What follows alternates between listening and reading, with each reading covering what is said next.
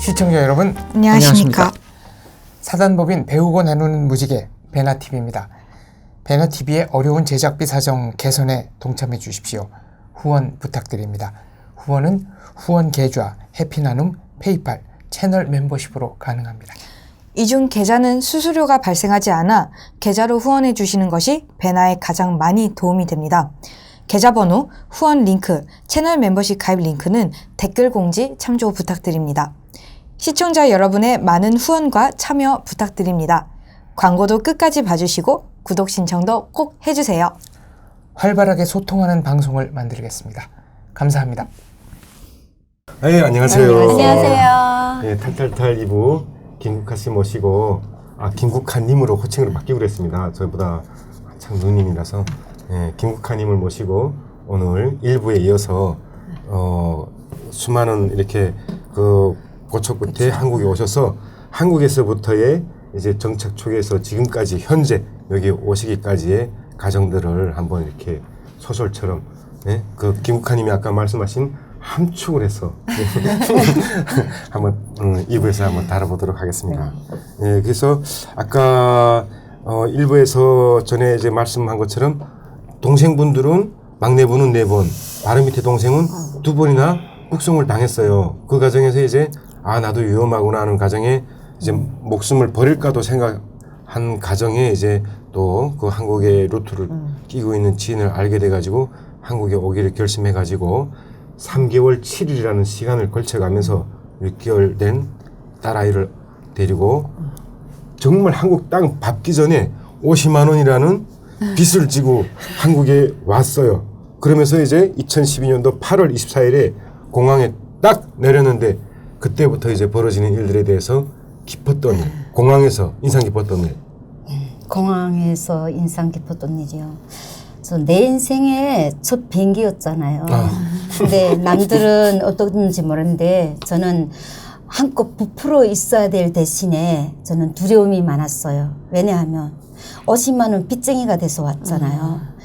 과연 내가 이제 발을 딛게 되는 이 대한민국이란 나라에서 50만 원의 빚쟁이가 되어 내가 어떻게 살아야 되나, 내 앞으로의 운명이 어떻게 되냐, 이런 두려움 때문에 많이 좀 그랬어요. 좀 그러다 보니까 비행기 타는 게 저는 항활한 게 아니었어요.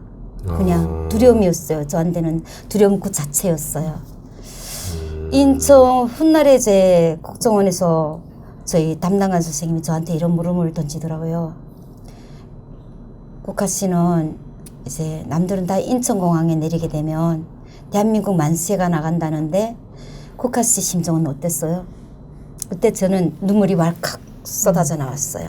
그래서 왜요? 무슨 일이 있었어요? 그래서 제가 이야기했어요. 저는 이렇게 대한민국에 50만 원의 빚쟁이가 돼서 왔습니다. 어떤 그림의 어떤 색깔인지 모르는 50만 원 빚쟁이가 돼서 와가지고 저는 앞으로 이게서 살아갈 내 운명에 대해서 두려움밖에 없다. 남들은 어떻게 돼서 대한민국 만세를 불렀는지 모르겠지만 나는 아직까지 내가 살아보지 못한 이 사회에 대해서 좋니 나쁘니 이야기할 수가 없습니다. 앞으로 제가 살아보면서 이야기할 겁니다. 그게 제 대답이었거든요. 그래가지고 그냥 내가 어쨌든 지금에 와서는 내가 대한민국에 잘 왔네. 아픈 상처는 지나간 일이었으니까 그냥 열심히 살 수가 있어서 좋고 자유가 있어서 좋고 내가 꿈을 꾸면 이룰 수가 있어서 좋다는 거, 그걸 많이 느끼며 사는 거죠. 근데 그게 좋으신 게 50만 원이라는 그 값어치가 그 중국이나 북한이나 한국에서의 어떤 값어치가 되는 돈인지 모르셨죠? 그 값어치 차이, 돈의 차이. 몰랐죠. 저는 솔직히 중국에 살 때도 한족 사람들은 북한 사람들한테 돈을 주게 되면 달아난다고, 돈만 가지면 달아난다고 돈을 지어주지 않아요. 그렇지만 저희 애아빠는 저를 많이 믿었어요. 그러다 보니까 돈을 줘도 제가 그 돈을 가정을 위해서 썼지 내 사생활에 돈을 남기고 이렇게 사리 사욕을 채우려고 생각해 본 적이 없었어요. 그다음에 올 때도 돈을 저는 단돈 700원을 갖고 떠나면서 또 주위에서 오면서 가방이 없는 사람한테 가방을 싸주고 신발을 싸주고 이러면서 같이 오다 보니까 심지어 생리대까지 싸주면서 같이 이렇게 오다 보니까 그 돈에서도 한 400만 원은 없어지고 300만 원만 남았는데 이제 중국 돈, 네, 중국 돈은 인민폐라고 하거든요. 그걸 이제 4,600을 내라는데 저하고 애하고 그 돈이 저한테는 정말 하늘과 맞먹는 돈이었죠. 힘들었어요, 저는. 근데 한국에서 사시면서 50만 원이라는 돈을 그 빚을 지고 생활하면서 꼭 나쁘게 생각하기보다 이 돈을 한국에서는 또 50만 원이라는 돈이 큰 돈이 노력만 이제 하게 되면 충분히 갚을 수 있는 돈이에요. 그때는 몰랐죠. 네, 그래서 아마 더 열심히 살 수 있는 기회와 그런 기운을 가지고 아마 이렇게 할 수도 있었다는 좋은 쪽으로 생각하시는 게 또 오히려 더 낫지 않을까. 왜? 그럼으로 인해서 이제 어린 딸하고 그 김국하님하고 한국에 오시게 됐던 그 50만 원하고 바꾼 건데 그 값어치로는 훨씬 더 높으신 분이시잖아요. 그래서 용기 내서 하신. 저는 그렇게 생각해요. 네. 원래 제가 강한 사람이 아니었어요. 강한 사람은 아니었고 너무 나약한 사람이었어요. 그런데 어찌 북한을 탈출하고 중국에서 살면서 한국으로 오면서 제가 많이 강해질 수가 있었던 것 같아요. 아니에요. 거짓말하지 마세요. 아니에요. 강하지 강- 않으면 북한에서 떠나지 않을 거라고 강했어요. 생각해요. 아니에요. 저는 제일 형제 중에서도 나약했어요. 그리고 어쨌든 국정원에서도 제가 그냥 제 딸한테 많이 배려해줬던 거. 애가 어리고 나이가 있는 엄마가 애를 업고 다니니까 애한테는 많이 베풀어줬어요. 국정원에서도 그렇고 뭐 국정원은 어차피 저희들이 조사기관이라 또 그렇다 치고 그 하나원에서 저는 특별한 기억이 있어요. 뭐예요? 하나원에서 뭐예요? 네, 뭐예요? 궁금해요. 제가 아픈 상처를 안고 오면서 하나원에서 그 상처가 다 치유가 되더라고요. 마음 상처? 마음 상처요. 마음 상처가 하나원에서 다 치유가 되는데 그때 그 하나원에 들어왔을 때 당시 제 딸이 그 국정원에서도 병원 생활로 나날을 보냈지만 하나원에서 와서도 역시 병원 생활을 했어요. 그러다 보니까 이제 하나원에서 애가 그 병원에서 돌생일을 맞게 된 거죠. 근데 돌생일 못 차려줬어요. 솔직히 엄마한테는 애가 세상의 구목과도 바꾸지 못하는 그런 존재잖아요. 근데 돌생일을 못 차려주고 나는 참 많이 그랬어요. 근데 이제 하나원에 애가 이제 병원에서 퇴원해서 들어왔는데 저는 생각도 못했어요. 정말 생각도 못했는데 이제 어린이 원장 선생님이 거기 하나원 안에 어린이집도 어린이집 있어요? 같이? 있죠. 네, 어린이집 원장 선생님이 이제 우리 애를 위해서 별도로 이제 생일상을 차려준 거예요. 비록 생일날은 지나갔지만 생일상을 또 차려줘가지고 생일을 차려주고 사진을 찍어주고 그게 너무 고맙고 감사하더라고요. 엄마로서 그 위에 더 바랄 게 뭐가 있어요. 그리고 이제 애가 그 아팠던 애를 위해서 그때 당시 그 원장 선생님 이름이 윤미령. 윤미랑 선생님이었죠.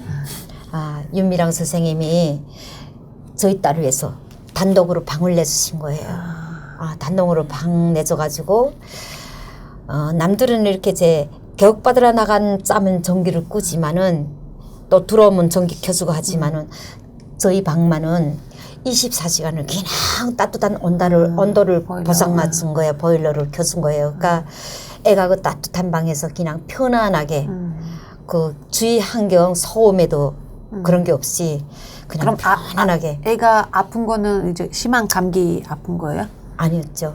영양 상태도 많이 그랬었고 감기로도 많이 그랬었고 어쨌든 애가 좀 많이 아팠었어요. 그러던 애가 그래도 하나원에서 많이 완치가 돼가지고 그리고 사회생활에 결국 나온 거죠. 그래서 참 고마웠어요. 저는 내 일상에 참 그 아름답다 좋은 추억으로 그냥 남아 있어요. 6개월이면 6살이 아니고 6개월이면 이제 애기 아이로 치면 극한은 이제 이제. 엎어치기 한다고 그래가지고 뒤집기 할 때인데 야, 이거 요만할 텐데 요걸 그걸 얻고 이제 산을 넘어오잖아요. 넘어봤으니 알죠? 저는 못 못 넘어갔어요. 넘어봤어요. 2시간 30분을 그냥 올리막을 올라야 돼요. 그런 산을 이제 넘어오는데 그 깔대가 키를 넘어요. 그게 이제 애가 얼굴이 굽힐세라 다 뒤집어지고 오는데 애기라고는 우리 애기가 혼자였어요. 6명이 한 조를 모아서 넘어오는데 산 꼭대기에 올라서니까 이제 산을 올라오는데 이제 여기서 단내가 팍팍 풍기고 목이 다 째져 나가는 것 같아요. 막 갈기갈기 찢어지는 것 같아요. 숨이 닿아서 겨우 산마루에 올라서서 보니까 밑에 이제 라오스 경찰차들이 석대가 대기 상태에 있더라고요. 잡으려고. 근데 그게 안타까웠던 게 애기가 울까봐. 애기가 울까봐 막 두려웠어요. 근데 우리 애기가 울지 않았어요? 울지 않더라고요. 그래서 훗날에 우리 같이 온 사람들이 애기가 복동이었다고 우리를 지켜줬다고. 야, 이런 건 진행할 때마다 얘기 듣는 건데 이런 거 보게 되면 진짜 여자가 정말 여자도 강하지만 이 엄마라는 게 엄마가 강하다는 게 정말 대단한 것 같아요. 이게 엄마가 아니면은 정말 이건 못하는 건데. 야, 그리고 제가 이제 국정원 이야기 하다 말았는데 이제 국정원에 첫날 들어서서 이제 그런 걸 해주잖아요. 의류라던가 생활필수품. 생활필수품, 예. 이제 그다만 가방에 하나 심지어 물까지 다 이거 물병까지. 하나원 가기 전에 네. 그죠? 한원 가기 전에 국정원에 들어와서 조사 받기 전에 이제 의류품 그 생활필수품들 심지어 물까지 물병까지 다 주죠. 그죠? 지약 지수니. 근데 그걸 앞에 받아놓고 나는 대성통곡을 했어요. 왜냐하면 내가 언니로서 조금만 눈이 터 있어도 두 동생을 빨리 데리고 한국길을 선택했으면 동생들이 잡혀가지 않았을 걸. 그 후회로 제가 대성통곡하게 되더라고요. 그거는 국가님 뭐 탓이 아니고 안타까운 일은 뭐 비단 국가님한테만 있었던 것도 아니고 물론 다른 그때 그렇게 뭐 모든 걸 다 알 수 있었으면 그쵸. 누군가 뭐 불행을 겪고 슬픔을 겪을 일이 없었고 힘든 일이 없었을 거예요. 뭐 아무튼 뭐 다 간절하게 되면 좋은 일이 이루어지니까. 예. 그래서 이게 한국에 살게 되시면서 정착을 한다고 하나원 생활 끝나고 나왔을 거 아니에요. 근데 네. 첫 배정을 어디죠? 부산에 받으셨나 봐요. 첫날 부산 금정을 돼 있는데. 네, 저게 이제 하나원에서 집 배치할 때 당시에 제가 애가 병원에 있다 보니까 이 비례뽑기를 하잖아요. 집 받는 거. 비례뽑기. 네, 뽑기를 해요. 저는 뽑기를 없었어요. 해요. 가겠다는 곳에 보내줄 수가 없어서 비례뽑기 하는데 저는 거기도 참석을 못했어요. 그러니까 남들은 다 집 배정 받았는데 저는 못 받았어요. 병원에 입원해 있었으니까. 근데 이제 내일 모레같이 이제 수료를 해야 되는데 애가 채 낫지 않은 상태에서 들어와야 되잖아요. 수료해서 나가야 되니까. 그래서 하나원에서 들어오래서 들어오게 됐어요. 이제 선생님이 이제 국화 씨는 이제 집을 어디 받겠느냐. 근데 대한민국에 사람 못 받잖아요. 모르잖아요. 그래가지고 선생님 저는 대한민국 어디가 어딘지도 모르는데 그쵸. 어디로 받아야 돼요 하니까 선생님 뭐라냐면 그래서 대한민국에서는 서울은 수도여서 번화가는 맞지만 금방 정착 생활하기는 좀 힘들어요. 차라리 광역시 쪽이 나올 수도 있어요. 대구광역시, 울산광역시, 부산광역시 이쪽으로 받아가면 좋을 수도 있어요. 그래가지고 저는 부산으로 가겠다고 했어요. 그래서 부산에 받아간 거거든요.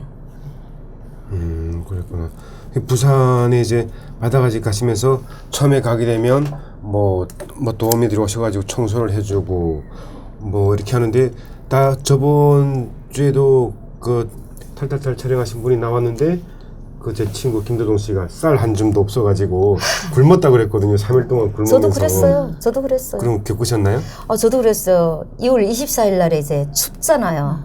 24일 날 이제 아기를 안고 갔는데 가스도 설치 안 되어 있었고 전기도 다 차단 상태에 들어가 있었고 밥 끓여 먹을 용기도 없고 쌀 한 줌도 없었어요. 그러다 보니까 이제 11시 때만에 그 아파트 집에 들어섰는데 정수는 굶고 저녁을 굶고 다음날 아침을 굶고 추운 데로 찬 데서 자고 애를 꾸려 안고 하나원에서 이제 준 이불 있잖아요. 그걸 덮고 잤어요. 그래도 자꾸들이 자니까 찬 공기는 그냥 올라가 정말 춥더라고요. 애기는 뭘 먹였어요? 못 먹였죠. 그냥 모유가 작은 대로 모유만 먹였죠. 애기가 분유도 못 먹어요. 알러지가 심해서. 그러니까 우리 애기가 영양 상태가 하락되면서 병원 생활을 많이 했어요. 근데 이제 애기 추워한다고 그 가방 안에서 옷들을 몽땅 꺼내서 옷을 깔고 해가지고 그 위에다 애기를 눕히고 애기를 감싸고 이불 덮어가지고 가고 하룻밤 껴안고 잤어요. 아침에 일어나서 이제 겨우 몸을 푸니까 이제 10시가 지나서 해가 중천에 떴대요. 그래가지고 이제 마트에 내려가서라도 뭘 좀 사 먹어야 되겠다고 이제 내려가는데 연돈은 있었죠. 돈은 돈은 수리할 때 300만 원 주잖아요. 거기서 이제 브로커 비용을 이제 주려고 200만 원 달러 묶어놨어요. 나머지는 브로커가 나를 빚쟁이 만들었다고 생각했기 때문에 나머지는 벌어서 이제 1,000원으로 준다. 40만 원은 달러 뒀어요. 50만 원 내가 빚쟁이 됐었지. 고마우니까 50만 원 대신에 거기다 10만 원 보태서 60만 원을 하나원에서 저리 갚아주고 240만 원에서 200만 원만 묶었던 거고 40만 원 달러 보관했었죠. 그래가지고 이제 마트로 가는데 한 기수에 같이 나온 엄마가 아파트 밑에 있는 거예요. 그래서 엄마 하니까 이 엄마도 나보더니 야, 너 어떻게 여기 왔어? 그래서 나 여기 꼭대기 집 받았어요.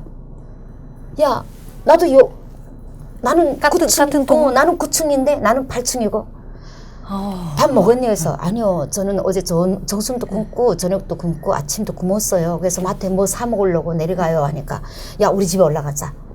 올라가니까 그 엄마는 먼저 그 집에 아버지도 나와 있었고 아들들도 나와서 정착한 아들들이 있다니까 생활이 구살림이나 같죠. 그래서 올라가서 밥을 챙겨줘서 거기서 밥을 먹고 맨날 며칠 아마 거기서 우지하고 살았던 것 같아요, 내가.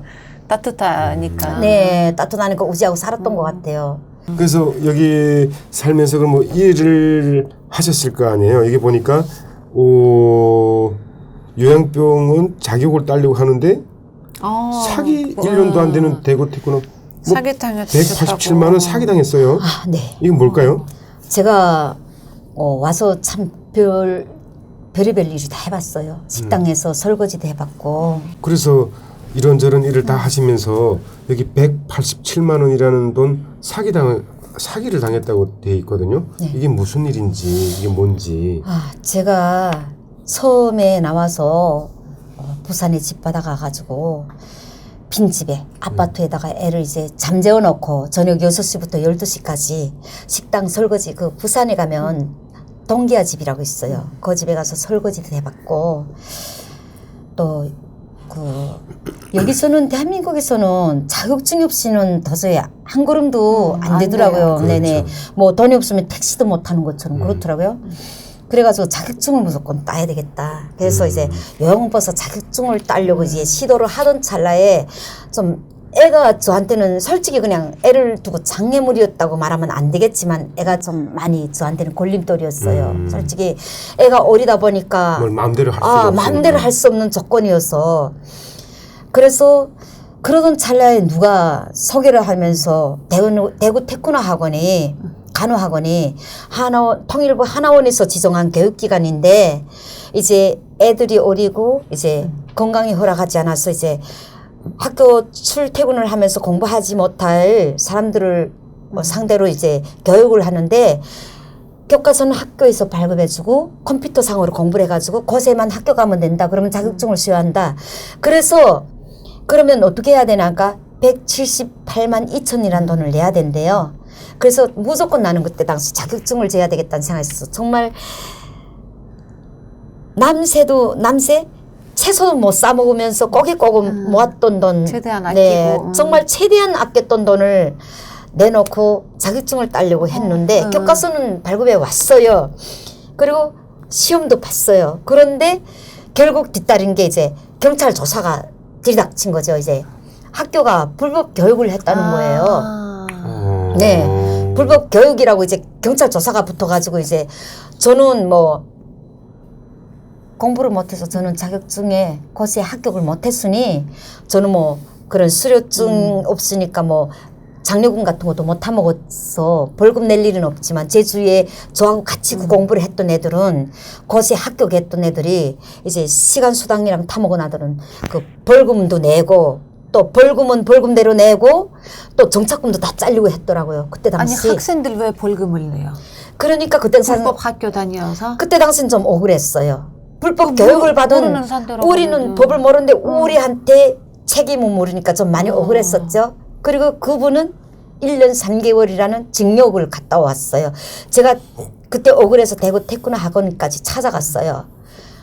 불법 교육을 했으니까 우리는 모르고 사기당했잖냐. 돈을 돌려달라. 그렇죠. 선생들끼리 이렇게 저렇게 감싸고 빼돌리더라고요. 선생을. 그래서 꾼데 돌려도 못 받고 경찰 조사에만 웅냈고 저는 뭐 돈 낼 일도 없고 저는 탈 건 다 찾았지만 저하고 같이 한국길을 선택했던 친구는 정착금을 1,600을 다 잘리고 통일부에서 그걸 책임 물어가지고 정착금도 다 잘랐더라고요. 정착금도 다 자르고 그래서 저 이것 때문에 정말 통일부에도 막 전화를 하고 왜 법도 모르는 사람들한테 책임을 있나. 난 내 일이 아니지만은 친구가 너무 억울하더라고요. 그래서 막 그렇게 했는데 어쨌든 좀 그랬어요. 뭐 아픈 이야기 자꾸 하면 또 그때가 생각나서 괴로워요.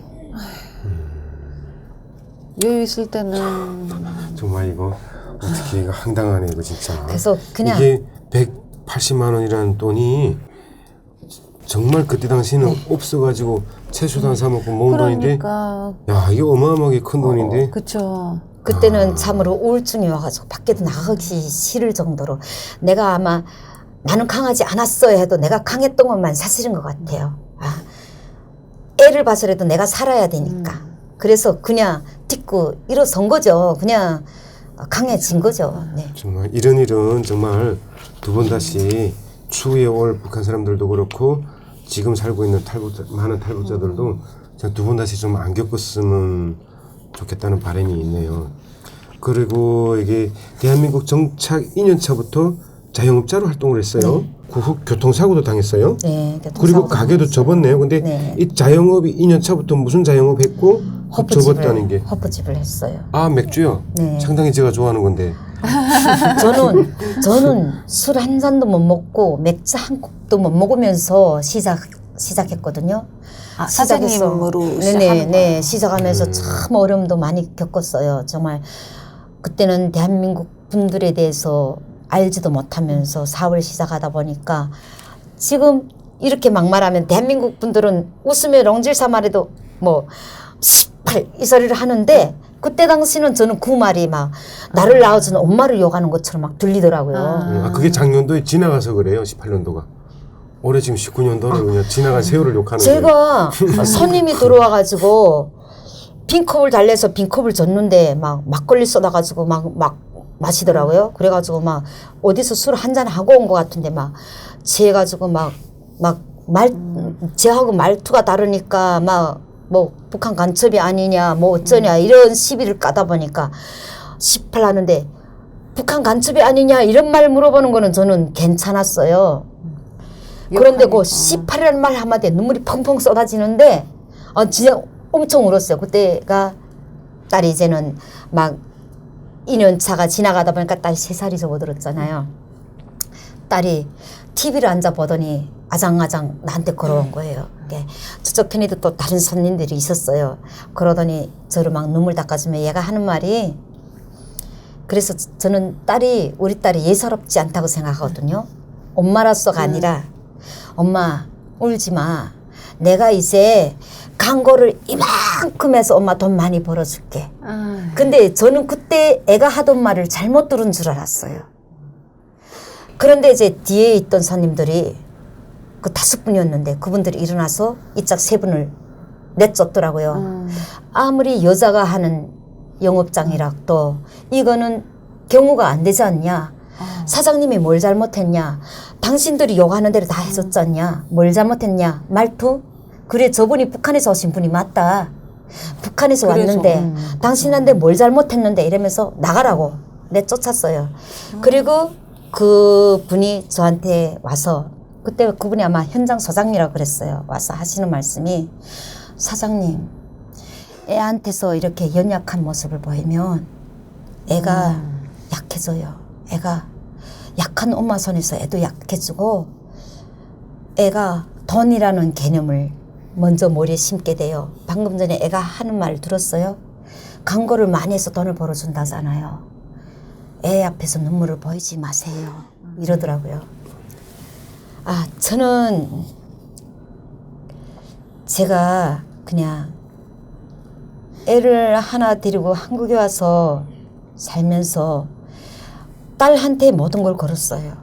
딸한테 그냥 모든 걸 걸고 내 운명하고 바꾸기가 3년을 저 한국에 와서 3년을 혼자 살았거든요. 애를 데리고. 왜 혼사 말이 안 들어오겠어요? 많이 들어왔어요. 근데도 선택을 못했어요. 선택할 여지가 없었어요. 애한테 새 아빠를 해줘야 되냐 말아야 되냐, 내 행복하고 딸의 행복을 바꿀 수 있냐 없냐, 이게 갈림길에서 제가 망설였던 거죠. 정당하게 결심한 게 애 행복하고 제 행복을 바꿀 수가 없었어요. 그래서 그냥 애 아빠를 내가 좀 더 고생하면 되지. 그래서 애 아빠 데리고 왔던 거고.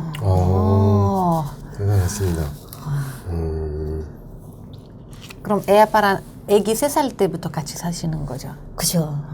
3살이 착 넘어서면서 데려왔죠. 말은 네, 미워요. 얄미워요. 왜 얄밉냐면 한국에 와서 살려면 한국말을 배워야 되잖아요. 근데 그냥 이 사람 머리에는 항상 나는 중국 사람이니까 어느 때든 중국에 가야 된다는 개념밖에 없어요. 그러니까 한국말 배우려고 노력을 안 해요. 영주권을 따주자 해도 거기에 걸림돌이 돼가지고 말을 안 배우니까 영주권도 못 따주고 힘들면 힘든 대로 살아야 되니까 한 걸음 한 걸음 내가 다 따라다니며 뒷시바를 들어야 되니까 내가 죽을 맛이 나죠. 근데 좋은 점은 아이한테 중국말을 줄 수 있잖아요. 중국말로 이렇게 하면 애가 중국말을 배우려고 안 해요. 그 아버지의 그 딸이에요. 배우려고 안 해요. 배우려고 안 해도 자꾸 들으면 나중에 막 그렇게 나와요. 안 해요. 안 해요? 중말도 배우고 배우라고 했더니 내가 왜 중국말을 배우는데 나는 한국 사람인데 그래요. 그럼 뭐 일단 뭐 본인이 가슴에 담은 업이니까 누구 탓이다 생각하지 말고 내가 그것도 하나의 복이다. 자처한 업이죠. 뭐. 업이라고 생각하지 말고 복이라고 생각하셔야 돼요. 이것도 내가 자처한 복이다 생각하고 행복하게 사시면 되실 것 같습니다. 그렇게 해서 남편도 데리고 왔네요. 남편분도. 네, 대단하신다. 남편분이 그러니까 조선족이 아니라 중국 한족이네요. 오리지널 한족이죠. 오리지널 한족이네요. 저희 시어머니도 그래요. 그래서 시어머니도 한국말 그런 것도 있어요. 아무리 잘 배워도 이거 혀가 중국 분들이 한국 발음이 내기가 진짜 힘들어요. 힘들죠. 진짜 힘들어요. 힘들죠. 아무리 한국말 잘해도 우리 시어머니가 무슨 말씀하시면 저밖에 다 알아들은 사람 없어요. 저도 영어 배우려면 힘들어요. 알 발음이 안 돼요. 알 발음이. 그래서 그런 고초를 겪고 남편분도 데리고 오시고 하시면서 그럼 이제 지금 딸이 나이가 많이 좀 됐겠어요 이제? 10살이요. 지금 3학년도? 2012년도? 네, 3학년이에요. 10살 저희 딸이랑 동갑이네요. 그러네요. 저희 딸이 요즘에 입술에다 연지건지 바르고 머리에다 이렇게 앞에다 저녁에 잘 때 이렇게 머리 이렇게 동그랗게 벌써요? 감고 자고. 벌써요? 아유, 저희- 같아요. 이거 아니 하고. 저희 딸은 중2부터 이렇게 했는데 지금 아니에요. 초등학교 3학년이에요. 새 딸도 앞에다 그리브 감고 감고. 엄마 옷 다 꺼내 입고 엄마 이제는 내 옷을 꺼내 입는다니까요. 그럼 이제 세월이 사주는 옷을 안 입어요. 가서 보게 되면 자기가 고르는 옷을 사줘야 돼요. 그것도 무조건 뭐가 이렇게 달려 있어야죠. 뭐 들어가야 브랜드가. 돼요. 예. 브랜드. 미치겠어요. 저희 돈 딸이 많이 동갑이에요. 들어가요. 10살 됐네요. 그래서 현재 보시면 그런 시행착오 그 맥주 호프집도 하다가 접고 현재 와가지고 지금은 보니까 충북 제천에서 네. 부산이 아닌 현재는 충북 제천에서 말리향 꼬치집 네. 꼬치집을 하시면서 그 옆에 또 말리향 구제라는 옷가게까지 같이 하고 있어요. 네네. 제천에서요. 네. 아니 어떻게 꼬치집 차리고 이사 가셨어요? 이쪽으로? 경제가 지금 그렇잖아요. 나라 경제가 많이 힘들잖아요. IMF보다 더 네. 힘들다고 그러죠. 양꼬치 하나 해가지고는 도저히 월세를 갚기도 힘들어요. 안 돼요. 네. 그래가지고 그냥 가게를 절반을 막았어요. 한 가게를? 가게가 한 50평 되는 가게인데 크구나. 절반을 막아가지고 탁을 반스로 줄였어요. 탁 4개만 놨어요. 원래 9개짜리인데 탁 4개만 넣고 한쪽은 옷가게 만들었어요.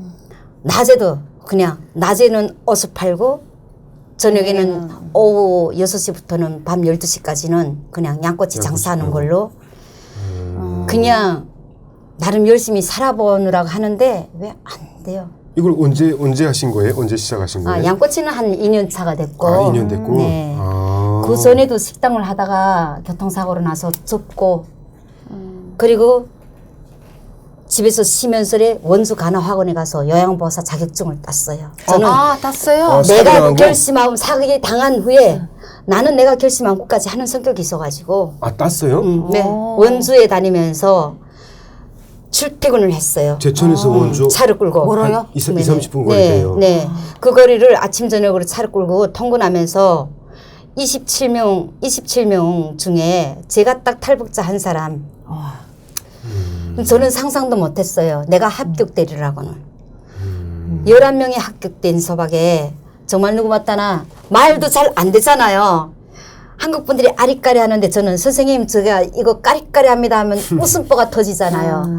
그 소박에서 제가 합격됐다는 게 다들 놀라더라고요. 그래서 자격증을 따놨고. 대단하신다. 얼마나 타고 싶어서. 저도 여기 있잖아요. 3대 불가사의 중에 한 명이라고 그래요. 제가 한국에 와서 한의사가 될 거라고 생각한 사람은 저희 아버지부터 의심했어요. 저를. 저도 이렇게 했어요. 원주에서 제가 9년을 살았거든요. 아 정말요? 상지대학교 한의학과. 몇 년도까지 사셨어요? 2000년도부터 2009년까지 살았습니다. 거기 제 동생도 있었는데 아는 동생 경이라고. 나중에 개인적으로. 그러면서 가게를 하시면서 2016년도에는 또 열린 동해문학이라는 시인이 작가로 등단되어 지금은 열린 동해문학의 정혜원 임원진으로 활동하고 있고 열린 문학의 가수로도 활동하고 있습니다. 야, 이거 대단하신데요. 이거 그냥 어떻게 근데 이게 아까 보시니까 그 말씀하신 이런 조곤조곤한 단락들이 이게 시적인 그 문학적인 부분이 많으세요. 그리고 그런 쪽에 계시는 분들이 이런 그 한복 이런 것들을 많이 좋아하시더라고요. 근데 이런 걸 하시게 되면서 뭐 계기가 있었나요? 이런 걸 하게 됐던? 제가 12살 때부터 문학소녀였잖아요. 그냥 선생님이 키워줬죠. 저를 키워줬다고 봐야죠. 문학소녀로 있다가 시집을 가면서 24살에 문학이라는 걸 접었어요. 어차피 가서 애를 낳고 살다 보니까 문학을 내려놓게 되더라고요. 그런데 한국에 와서 생활에 안착되고 사는 게 삶이 즐거워지잖아요. 또 자유민주 국가라 내가 꿈을 꾸면 이룰 수 있다는 이게 있잖아요. 살아가면서 서서히 그때 꿈이 다시 싹트기 시작하는 거예요. 그래가지고 글을 쓰기 시작했어요. 저는 이게 작품을 쓰면 일단 어떤 사물이 내 눈에 들어왔다. 어떤 아름다운 이야기거리 이런 것들이 눈에 딱 와닿다면 저는 아직 글을 쓰면서 영지에 단 한 번 글을 써본 적이 없어요. 그냥 즉흥이에요. 저는 사물이 들었다면 그걸 제목을 딱 기억을 해요. 그리고 밤에 와서 핸드폰으로 그냥 써서 올리거든요. 저는 이 영지에 쓰는 이거 안 해요. 그러다 보니까 이제 글을 차츰 써가지고 이제 문학 밴드를 찾았어요. 문학 밴드를 찾으니까 그게 열린 동해문학이라는 밴드가 또 돼요. 모임 같은 거요? 네네. 그래서 그 밴드에 들어갔죠. 밴드에 들어가가지고 밴드에 들어가가지고 거기서 활동하다 보니까 회장님이 어느 날 저한테 굴에서 조금 여러 면이 북한 네, 그런 게 사투리가 있는데 북한 분이 맞으세요? 그래서 맞다고 했어요. 그러니까 이런 거는 한국말로는 뭡니다. 이렇게 깨우쳐 주더라고요. 그래서 결국은 회장님이나 사무국장님이나 또 그 열린 동해 문학의 신작가님들이 저한테는 길잡이가 되어준 거예요. 길잡이가 되어져 가지고 제가 2016년도에 신작가로 등단이 돼가지고 지금 정예원의 임원진으로 활동하고 있어요. 참 대단하십니다. 그러니까 아까 처음에는 그 내 삶이 참 슬픈 이런 뭐 익어가는 게 아니라 이거 슬퍼지면서 깊어지는 거다 그러는데 후회까지 하셨잖아요. 원래 이 삶이라는 게 일방적인 거 없어요. 비만 오는 날이 없고 바람만 부는 날이 없어요. 비 오면 땅이 굳고 무지개도 피고 이러니까 많은 고초와 이런 고생을 하셨으니까 이런 날도 보시고 이러는 거죠. 봐요. 이 생각하기 나름이라니까. 겨울이 춥다 그러지만 막 추워서 벌레들도 없을 수가 있고 뭔가를 올려 먹을 수도 있고 그렇잖아요. 추운 게 싫지만 다 양면성이 있는 거예요. 제가 볼 때는 이런 슬픈 날도 있고 하니까 지금의 좋은 날도 있고 생각하기 나름인 것 같아요. 또. 그죠? 그러면서 자격증 보니까 또 있어요. 자격증이 2013년도에 운전면허증도 따셨어요. 운전면허증. 이거 운전면허증 따기 힘들거든요. 이 젊은 사람들도 이게 엄청 많이 떨어져요. 잠깐만. 한국 이게 분들도. 2013년도면은 면허증이 면허 간소화 때 아닌가요? 직진 갔다가 뒤로 오고 이럴 때 땄죠. 네. 허허 이거 위험하시네. 이거 도로에 막 함부로 나오시면 안 돼요. 충분한 도로주행 연수를 도로주행 하시고? 그거 할 때였어요. 도로주행.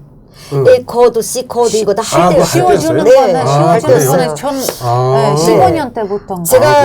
제가 또 이 운전면허증 딴 게 또 우스운 이야기 또 있어요. 북한식으로 이 한국은 시험 문제가 답하고 이거 문제를 막 뒤섞어 놓더라고요. 이 문제집에서 마지막 부문을 놓치게 되면 왕천 같은 답을 달게 되더라고요. 그게 뭔가면 지금 말씀하시는 게 뭔가면 이게 막 이런 것을 옳은 것을 고르시오 이렇게 이게 항상 있는 게 아니라 이런 것이 아닌 것은 네. 이런 식으로 이렇게 잘 바뀌는 읽어야 게 돼요. 있거든요. 북한하고는 시험 문제에서는 네. 북한에서는 그냥 첫머리에서 내가 풀어보세요. 찾으세요. 뭐 이렇게. 찾으세요. 네. 그런 것은 무엇입니까? 이렇게 하잖아요. 제목이 막 뒤섞어 놓고 막 이러다 보니까 거기에만 한해서 북한에서 공부하던 대로 맞아요. 원본 그대로 지금 공부를 하다 나니까 하루 종일 한 문제도 외우기가 힘든 거예요. 그래서 대충 보고 시험 치러 가서 필기 시험에서 붙었어요? 붙었으면 제가 이야기하겠어요. 탈락됐어요. 탈락했어요. 몇 분 만에 붙었어요? 아니 두 번째 붙었죠. 붙었어요 두 번째? 갔어요. 갔는데 두 번째 하룻밤을 공부하고 다음날 갔어요. 시험 문제에 대한 공부가 안 되니까 와서 탈락됐다니까 저희 가게 온 손님이 뭐라고 사장님 공부를 어떻게 하셨어요? 그래서 이렇게 했는데 안 됐어요. 그러니까 사장님 공부는 어떻게 하셔야 되냐면요. 마지막 제목을 잘 보세요. 마지막 물음에 마지막 부문을 딱 보세요. 그래서 그걸 보니까 이게 내가 북한 시험 문제하고는 조금 사고였구나. 그래서 그날 밤에 앉아서 그 문제를 다 그냥 읽어봤어요. 사람 위주로. 그렇게 하고 다음날 배짱 적게 시험 치러 간 거예요. 네. 시험 치러 갔는데 92점이 나왔어요. 92점이 나왔어요. 92점이 나왔다고요? 그러니까 그래서 이거 답을 물으는 게 아니라 질문을 잘 못 읽어주는 그죠? 거죠. 그래서 선생님이 저보고 놀라면서 하시는 말씀이 어제 탈락됐잖아요. 근데 어떻게 하룻밤새 92점이 나올 수가 있어요?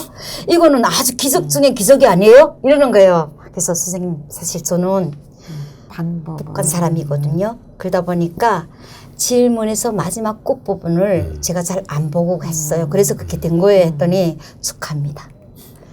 그래서 원래 이런 마리아씨 이런 말 알아요? 우리나라 말은 끝까지 들어야 된다는 말이 있어요. 네. 저는 까로 끝날지 다로 끝날지 모른다는 소리예요. 그죠? 맞아요. 그때만. 네. 그럼 이게 면허증이 1종? 혹시 일종? 2종? 이종이죠. 일종은 아직 못 쟀죠. 일종은 이거 실기가 어려워요.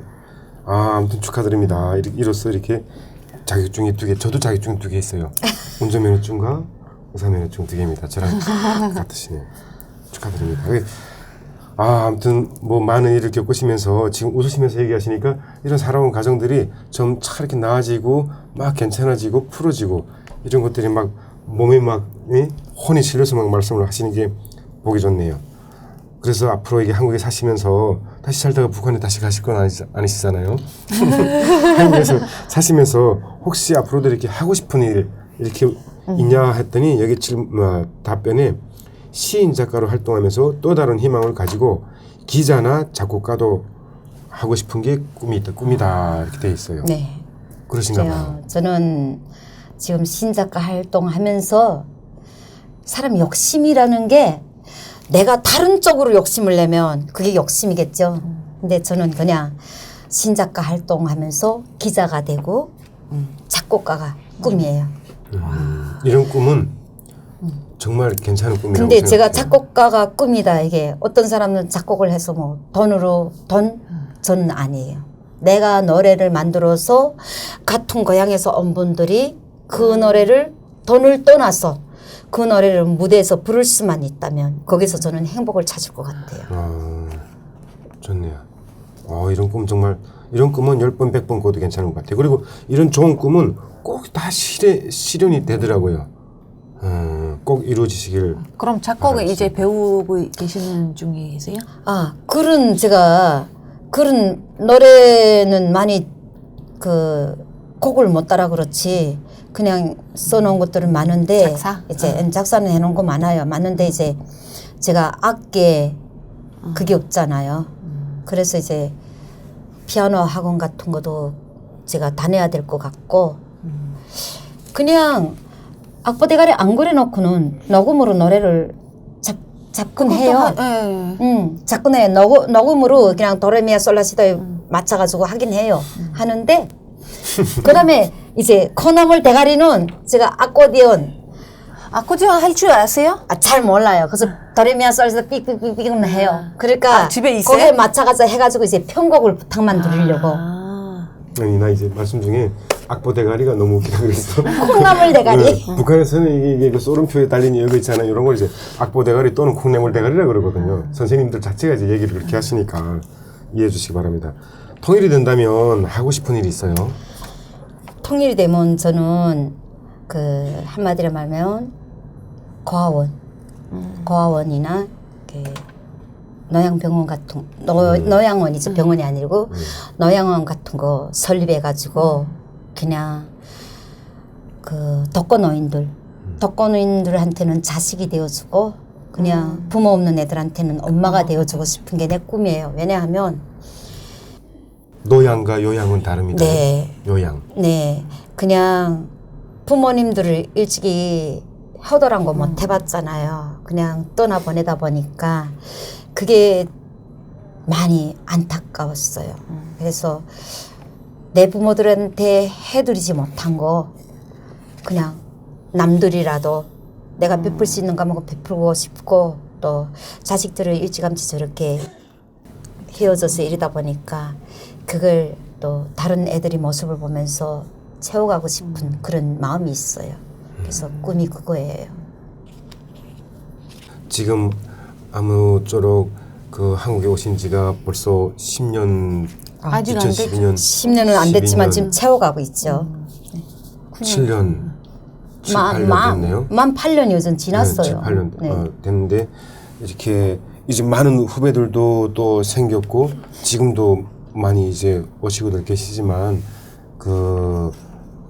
국가님의 마인드만의 생각 이런 걸 가지고 해주고 싶은 조언이 있다면 어떤 게 있는지. 그냥 사람이 살아가는 세상은 거기서 거기라고 하지만 그래도 대한민국에 와서 살아보니까 그냥 살만한 세상이다 이렇게 말하기보다는 정말 사람이 살아가기 좋은 세상이다 이런 말을 하고 싶어요, 후배들한테. 그러니까 용기 내가지고 오고들라 쉽게 포기라는 거 하지 말고 그냥 한 번 쓰러졌다가 또 다시 일어나더라도 용기를 내가지고 끝까지 포기라는 거 하지 말고 끝끝이 걸어가다 보면 언젠가는 내가 세상의 높이 서 있을 수 있다고 생각하거든요. 그래서 그냥 후배들한테 힘내세요. 용기 내세요. 그 말을 하고 싶어요. 그냥. 좋은 조언이죠. 그냥 모르는 상태에서 막 손이 막 내려가는 경우가 많잖아요. 아이 아니면 또 한국까지 그죠. 못 오죠. 제가 이제 옛날에 탈탈탈에서 말씀드렸던 적이 있는데 그 힘들게 넘어온 가정을 여기 와서 잊어먹고 금방금방 포기를 해요. 그래서 어른이 됐음에도 불구하고 아이만도 못하다는 소리를 많이 듣는데 이 아이들도 태어나서 넘어지지 않고 뛰어다니기까지 몇 번을 넘어지는 줄 아세요? 그죠. 통상 3,000번을 넘어진대요. 그러면서도 일어나고 해서 도무다시 넘어지지 않는 뜀박질을 하는데 그런 고생을 다 하고 와서 주위에서 보게 되면 참 안타깝게도 그 정말 빠르게 포기하시는 분들 보실 때면 저도 많이 좀 안타까움을 많이 가졌거든요. 그래서 국화님도 말씀하시는 게 쉽게 포기하지 말고 용기를 가지고 끝까지 해라 이 말씀하시는 것 같아요. 이건 정말 멋지신 말씀이신 것 같아요. 그 한국에 와서 이런 도움도 많이 받고 아무튼 시행착오도 많이 겪었고 그러시면서 여기 촬영이라는 데를 이런데 나오시기 쉽지 않았을 텐데 어떻게 출연을 결심하시게 되셨는지. 저희 제천에 이제 가수로도 활동하고 이제 노래 강사 활동도 하는 이제 김현이라는 동생이 있어요. 혜연이가 언니도 참 하고 싶은 말이 많고 이런데 언니도 그 무대에 나가봐 그러더라고요. 처음에는 안 나가겠다 했죠. 근데 어느 날인가 그 유튜브에 들어가서 봤어요. 나도 나가봐. 용기가 생기더라고요. 그래서 그래 나가봐야지. 그래서 나오게 됐어요. 그러구나.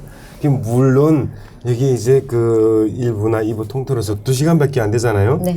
제가 아까 영혼을 빼고 다 털어드린다 그랬는데 다 털지는 못했지만 앞으로 이렇게 얽매인 것들 이게 하고 싶었던 것들 쌓였던 것들을 꼭 배나 TV가 아니어도 어떤 데 가서라도 담지 말고 털면서 베풀면서 저 안 담는 원래 담아두는 성격이 아니에요 제가. 그래요? 네.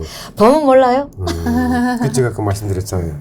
그랬으면서 더 좋은 시간들 앞으로 행복한 시간들도 가지시고 앞으로 한국에 와서 잘 정말 누구보다 잘 살기를 바라고 그리고 아직 뭐 연결이 안 된 이런 그 형제 자매 분들하고도 다 좋은 일이 있기를 부탁드립니다. 오늘 이렇게 해서 1부와 2부를 이제 촬영했는데 출연 어떠셨어요? 소감 한번 말씀하셔야죠.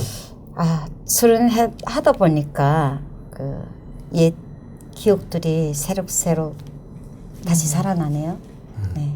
즐거웠던 날, 힘들었던 날 다 또 잊으려고 잠깐 내려놨던 것들 또 앞으로 내가 어떻게 살아야 되겠지 이런 것들이 구상 같은 것들 또 와닿는 거 있잖아요.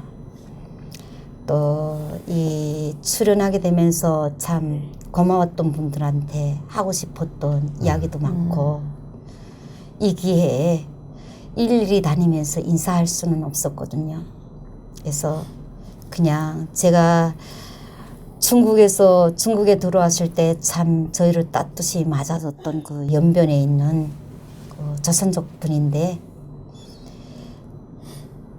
제가 평생은 아니지만 지금 오랜 기간을 그냥 마음에 두고 잊지 않고 있었어요.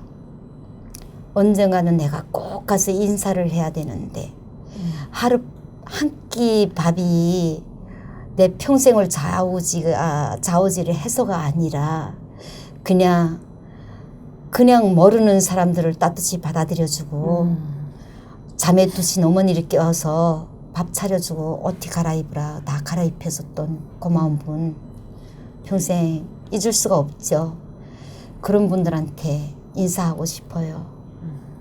그리고 한국에 와서도 내가 힘들었던 날 한 민족이고 한 핏줄이고 남과 북은 한 형제니까 힘내라고 그냥 용기를 북돋아 주셨던 분들 저게 경기도 여주 쪽에 있어요.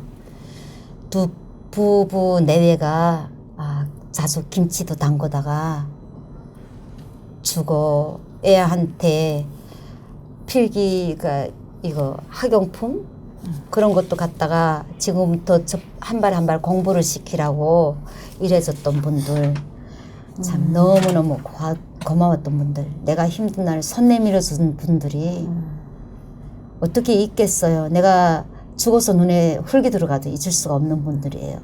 그래서 그냥 이 자리를 빌어서 정말 고마웠다고 평생 잊을 수가 없다고 인사를 전해드리고 싶네요.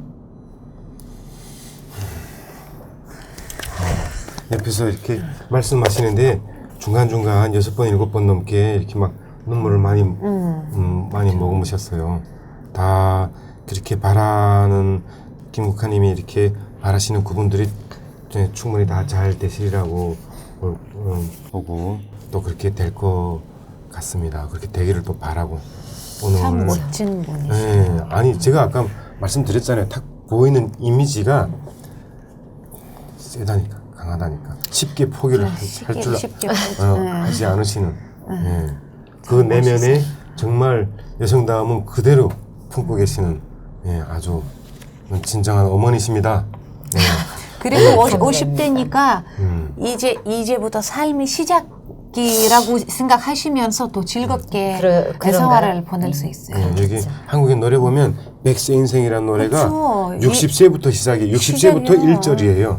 그쵸. 그래서 아직 시작도 안 하셨어요. 네. 이제 50대면은. 그렇죠. 거기에다가 어린 아이도 있으니까 원래 대부분은 여자가 늦게 아이를 낳으면 더 오래 산다는 거예요. 그렇죠? 저희 엄마가 모델입니다. 저희 엄마가 저를 39에 낳았는데 지금 80세인데 아주 정정하십니다. 늦게 날수록 여자가 오래 살아요. 뭐 의학적인 근거는 알지만 대부분 통계학적으로는 그런 경우가 많으니까 전혀 없는 사실이 아니에요. 그리고 오늘도 강원도 충북 제천이 자꾸 강원도라 그러는가 하면 원주하고 붙어 있어가지고 난 강원도인 줄 알아. 맞아요. 네. 충청북도 제천에서 멀리서 이렇게 또 여기까지 촬영 와주신 김국화님 다시 한번 박수 드리고 오늘 고생하셨습니다. 마리아님도 오늘 와주셔서. 너무 고생하셨어요. 아유, 감사합니다. 네, 나는 감사합니다. 항상 마리아님한테 고마운 게 내 이 짝다리인데 옆에서 그래도 하나 잡아줘가지고 뚜벅대지 않게 만들어주니까 너무 고마워요. 사실 저는 오늘 이 자리에서 그 고향의 어머니 생각하면서 제가 지훈 씨 하나 읊어드리고 싶었어요. 좀 보세요. 어머니란 시를 읊어드리고 네. 싶었어요. 읊어요? 괜찮은가요? 네. 네, 읊어드려요? 네. 네. 핸드폰을 보면서 읊어야 되겠죠? 아니다. 그냥 어머니 어찌 그리 하셨습니까?